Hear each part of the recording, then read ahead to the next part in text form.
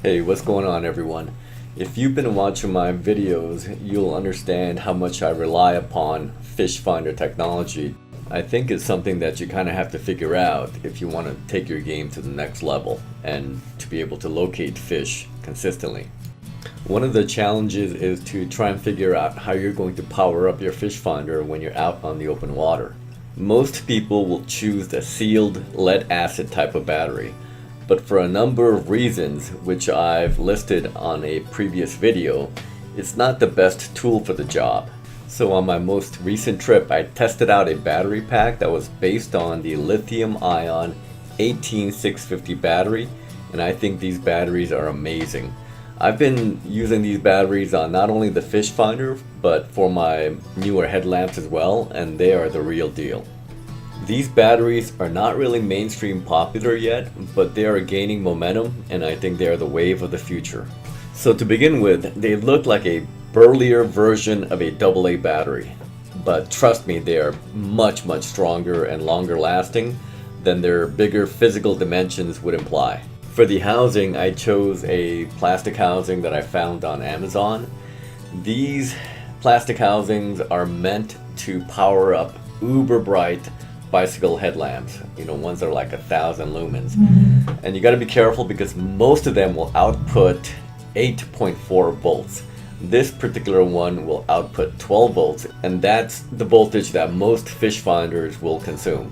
Now, this project isn't for everyone. You're going to need some simple DIY skills like soldering and crimping and things of that nature. And please, if you're going to try this, go on Amazon and buy yourself like a cheap multimeter. They're like 20 bucks. And what that does is it'll measure the voltage of devices. And you want to have that so that you don't blow anything up. So with the 18650 batteries, you can buy two types. There is the flat top type that doesn't have the nipple. And then there is the button top type, and what these little nipples do is it kind of protects the battery against overcharging and over discharging. They cost about $2-3 more per battery, but I think it's worth it. And the other thing that's really important to do is to get genuine name brand cells, because there are so many fakes and counterfeits out there. So the battery that I'm using is the Panasonic NCR 18650B as in boy. These are genuine Panasonic cells with the button tops, and you should maybe go through Amazon or maybe a reputable dealer, and they should cost you something like $8 a pop. So if you find Panasonics that cost $4, then you should be a little bit leery. So the battery housing is going to hold 6 of these Panasonic cells, and it'll be smaller than a can of soda. But far and away the biggest benefit is going to be the weight. I'm not sure if you can see the LED readout, but this thing is weighing in at 15.58 ounces, so it's under a pound. Compare that to this, which is going to weigh over 5 pounds.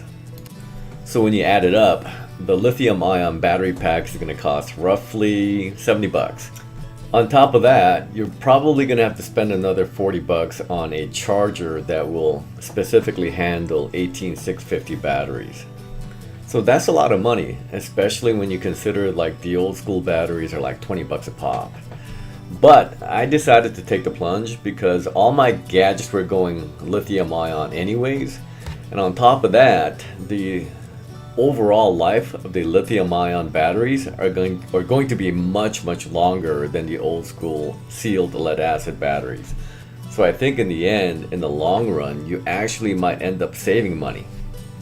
How long does this battery pack last? Well, on my last trip, I was out on the water for 12 hours. I run a Garmin 5-inch screen fish finder, and typically I'll run the navigation on one side and then the traditional 2D sonar on the right hand side. So I'm not using like the down view and stuff like that. But 12 hours is a long time, and when I checked the voltages at the end of the day, it probably could have gone easily maybe another 2-3 hours. I used to run these kinds of batteries in the past. I think this battery might be good for maybe 10 hours. And the longer you run these batteries, the quicker you will kill them in the long run. Realistically, you'd have to carry two of these things if you wanted to run your fish finder for, like 12, 13 hours. Or you would have to step up to the next size bigger, which is going to weigh like 10 pounds. In the end, do I think spending the extra money is worth it? Yeah, I do. As a matter of fact, I suspect this battery pack could power up a 7-inch screen fish finder. So there you have it. Not terribly exciting, but maybe some of you will find it useful. Anyways, thanks for dropping by. Bye for now. This duck. It's got some kind of like duck pompadour or something like that. Isn't that funny?